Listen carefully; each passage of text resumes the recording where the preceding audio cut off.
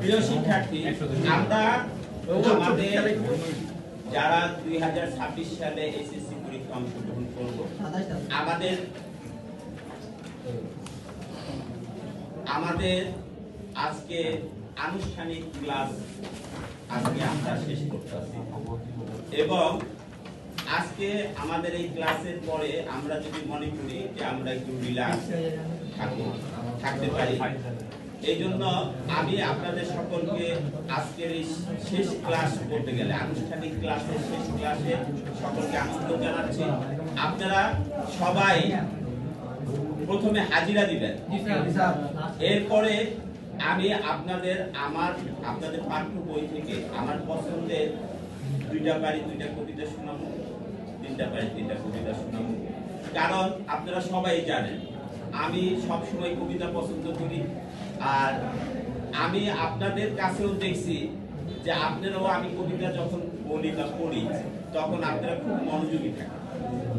এই জন্য আপনাদের সকলকে আরেকবার ধন্যবাদ জানিয়ে আমি হাজিরা কল করছি, আপনারা সবাই হাজিরা দিবেন।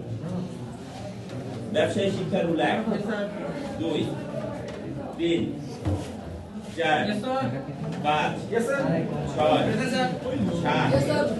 8, 9, 10, 11, 12, 13, 14, 15, 16, 17,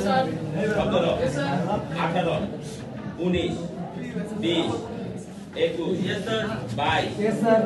23, 24, 25, 26, 27, 28, 29, 30, 31, 32, 33, 34, 35, 36, 37,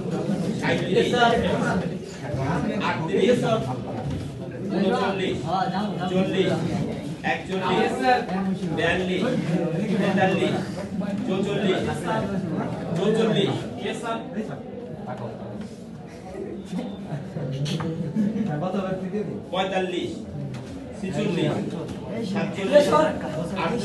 48,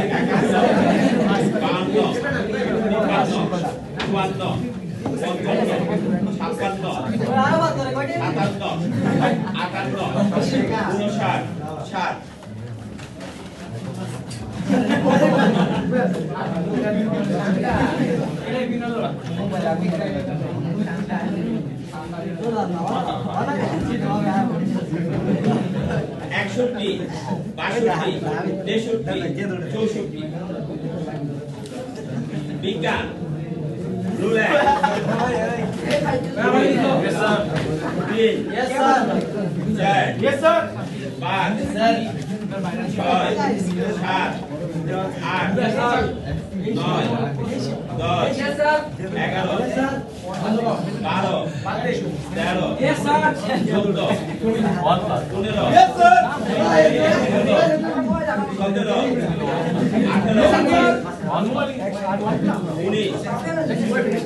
ধন্যবাদ সকলকে। আর